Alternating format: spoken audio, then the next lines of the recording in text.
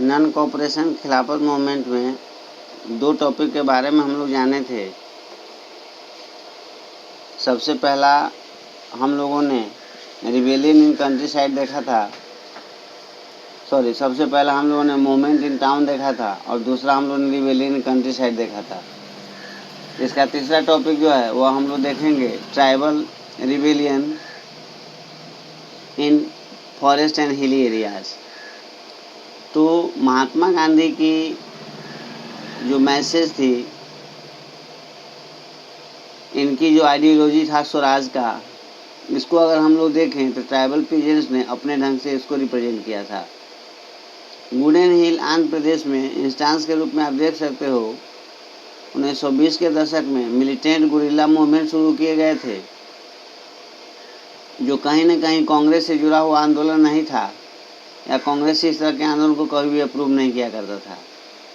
लेकिन जब colonial government ने फॉरेस्ट एक्ट लगाया था, सारे जंगलों को इन्होंने protected forest, reserve forest, unclassed forest के रूप में जब घोषित किया था, जब अधिकांश लोगों को जो फॉरेस्ट एरिया में निवास करते थे उनके लिए मवेशियों को चराना मुश्किल होते चले गए थे, फ्यूल वुड कलेक्ट करना मुश्किल होता चला गया था, या जंगल से किसी प्रकार के भोज्य सामग्री प्राप्त करने की रोक हो गई थी।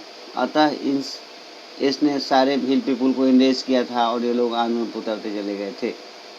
तो कहीं न कहीं इन्हें लगा इनका ट्रेडिशनल राइट जो है वह सरकार के द्वारा समाप्त किया जा रहा है और इनको बाध्य किया जा रहा है बेगार करने के लिए। यही कारण था जो हिल पीपुल ने उस समय भी रिवोल्ट की थी। लेकिन अगेन अल्लूरी सीताराम राजू के नेतृत्व में फिर से नॉन कोऑपरेशन मूवमेंट को सपोर्ट किया गया था। अल्लूरी सीताराम राजू जो एक अद्वितीय शक्ति के मालिक माने जाते थे, जो करेक्ट एस्ट्रोलॉजिकल प्रेडिक्शंस किया करते थे हिल पीपुल्स के भी अगेंस्ट में, और इनका यह दावा था जो बुलेट शॉट को भी सर्वाइव कर सकते हैं। राजू की विचारधारा से जितने भी यहाँ जंगल में रहने वाले लोग थे वे सब के सब काफ़ी प्रभावित थे। यहाँ तक कि ये लोग राजू को इनकार्नेशन ऑफ गॉड मानते थे। राजू ने महात्मा गांधी की ग्रेटनेस की बात किया और नॉन कोऑपरेशन मूवमेंट में सारे लोगों को इसने परस्यूडेड किया था जो खादी क्लॉथ का अधिक से अधिक उपयोग करो, विदेशी कपड़ा का परित्याग करो, विदेशी शराब का उपयोग करना बंद करो।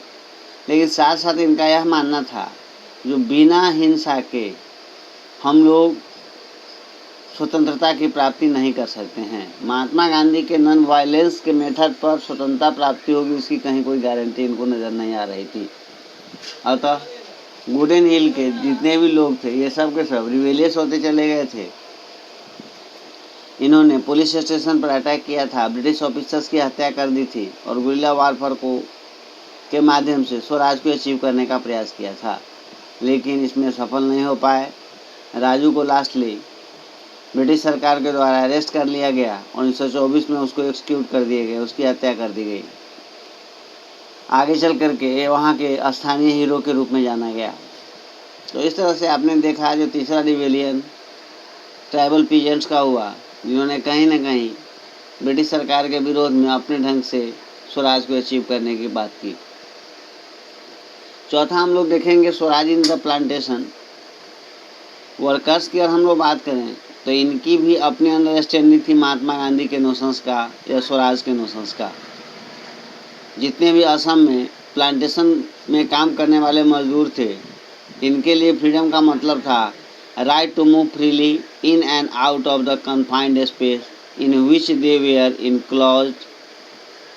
स्पष्ट मतलब था जो अब ये स्वराज का मतलब समझते थे, जो हम जहाँ काम कर रहे हैं उतने ही तक हमारी प्रभाव सीमित नहीं होगी, बल्कि हम लोग का लिंक गांव से बन पाएगा और हम लोग आसानी से गांव के साथ संबंध बना पाएंगे।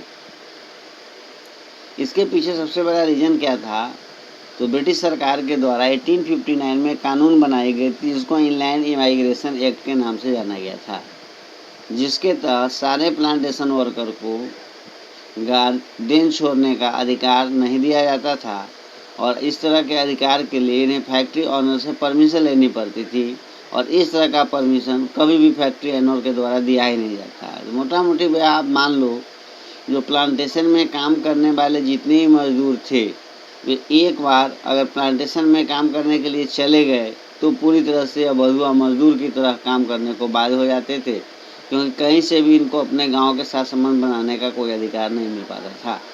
यही कारण था जब इन्होंने नॉन कोऑपरेशन मूवमेंट की बात सुनी तो हजारों वर्कर्स जो थे अथॉरिटी का विरोध किया, प्लांटेशन को छोड़ा और अपने घर का रास्ता पकड़े। इनकी यह सोच थी, इनकी यह मान्यता थी, जो गांधी राज जब आएगा तो उसमें प्रत्येक व्यक्ति को गांव में अपनी ज़मीन होगी, उनको अपने खेती के लिए ज़मीन मिलेगा। इसके लिए इन्होंने प्लांटेशन को छोड़ा और घर का रास्ता पकड़ा, लेकिन they never reach there destination, ये कहीं से भी अपने गंतव्य तक नहीं पहुंच सके। Stranded on the way by railway and steamer strike, they were caught by the police and brutally beaten up.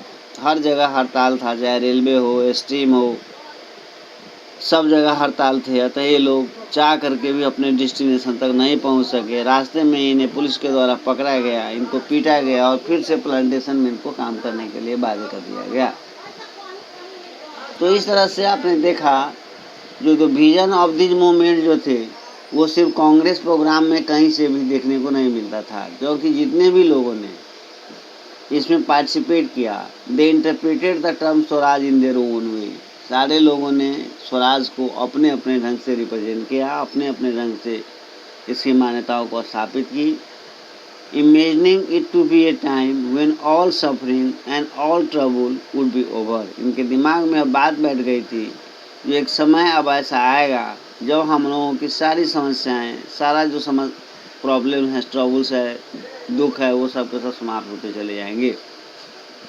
8 when the tribal chanted Gandhi ji name and raised slogan demanding स्वतंत्र Bharat, they were also emotionally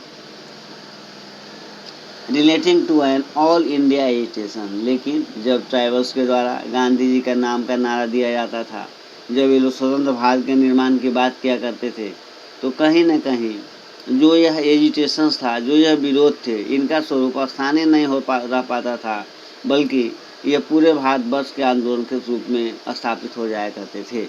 When they acted in the name of Mahatma Gandhi or linked their movement to that of the Congress, they were identified with a movement which went beyond their limits। इस प्रकार से आप यह देख सकते हो कि जब इन्होंने महात्मा गांधी के नाम का नारा दिया या जब इन्होंने कांग्रेस के विजन के आधार पर इस आंदोलन को चलाने का प्रयास किया, तो कहीं न कहीं इस आंदोलन का स्वरूप जो था यह काफ़ी बढ़ता चला जाता था। और वैसी स्थिति में जब इसका प्रभाव दूर दूर तक फैल जाते थे तो इनको रोक पाना संभव नहीं हो पाता था, क्योंकि आप जान ही रहे हो जिस समय तक कोई इसका क्लियर लीडरशिप नहीं थे, कांग्रेस के विजन्स को हर लोग उसके आधार पर स्वीकार करते नहीं थे। अतः इस तरह के आंदोलन को रोक पाना कहीं से भी मुश्किल हो पाता था या इसको कंट्रोल करना कहीं से भी मुश्किल होती चली गई।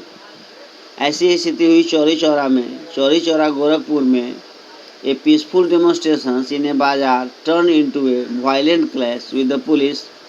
5 फरवरी चौरी चौरा 1922 में गोरखपुर में चौरी चौरा आता है। यहाँ पीसफुल डेमोन्स्ट्रेटर्स जो थे ये पूरी तरह से ब्रिटिश सरकार के पुलिस के विरोध में आंदोलन पर उतरते चले गए। परिणाम यह हुआ जो दोनों ही के बीच में आपसी झड़प होती चली गई। पुलिस के द्वारा जब गोलीबारी किया गया तो जितने भी यहाँ के सत्याग्रही थे इन्होंने पुलिस को पकड़ा और उनके साथ भी इन्होंने वैसा ही व्यवहार किया जैसा ये लोग कर रहे थे। महात्मा गांधी ने इस इंसिडेंट के बारे में जाना तो इन्हें लगा जो अब ये नॉन कोऑपरेशन मूवमेंट हिंसक हो रहा है, अतः इन्होंने नॉन कोऑपरेशन मूवमेंट को बंद करने का निर्णय ले लिया। इस तरह से आपने देखा जो नॉन कोऑपरेशन मूवमेंट में जितने भी लोगों ने पार्टिसिपेट किया, चाहे वो अर्बन एरिया हो, रूरल एरिया हो, हिल पीपुल्स हो या प्लांटेशन वर्कर्स हों, सब के लिए स्वराज का मतलब अपना अलग अलग था। अतः ये लोग अपने ढंग से इसको अचीव करने की बात कर रहे थे, जिसके कारण ये समय समय पर हिंसक होता चला जाता था। जगह जगह पर इसके प्रभाव को रोक पाना संभव नहीं हो पाती थी और वैसी स्थिति में महात्मा गांधी को इस आंदोलन को बंद करना पड़ता था। तो यही कारण था जो फरवरी 1922 में Mahatma Gandhi decided to withdraw the non cooperation movement. इस प्रकार से इन्होंने नॉन कोऑपरेशन मूवमेंट को फरवरी 1922 में समाप्त कर दिया, क्योंकि he felt the movement was turning violent in many places. Satyagrahi needed to be properly trained before they would be ready for mass struggle। अतः इन्होंने निर्णय लिया जो किसी भी आंदोलन को चलाने के लिए सत्याग्रही को सही रास्ते पर लाना पड़ेगा, उनको ट्रेन करना पड़ेगा, तब जाकर के ही हम लोग नए आंदोलन की मास स्ट्रगल की बात कर सकते हैं। तो हम लोग अगले क्लास में टू सिविल डिसोबीडियंस मूवमेंट के बारे में जानेंगे। धन्यवाद।